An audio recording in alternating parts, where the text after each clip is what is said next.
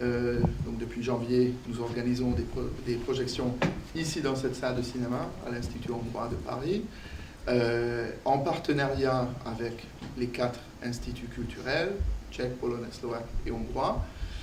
Et cet après-midi, nous sommes ravis de travailler de nouveau ensemble avec le festival L'Europe autour de l'Europe, avec cette programmation pointue et très large, européenne.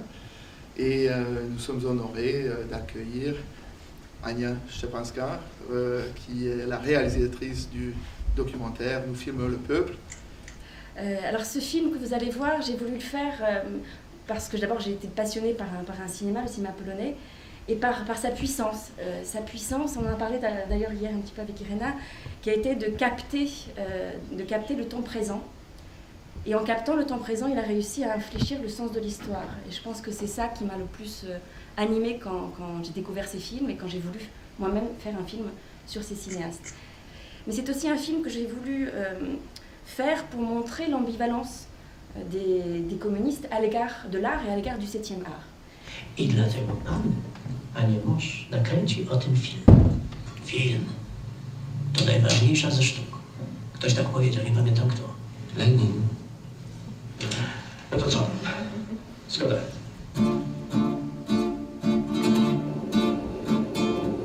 Je repense souvent à cette scène de l'amateur de Kieślowski et à cette poignée de main entre le cinéaste et l'homme du pouvoir.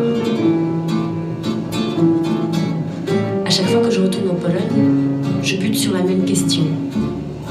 Comment dans les années 70, dans ce système verrouillé par la censure, de grands films de contestation ont-ils pu voir le jour?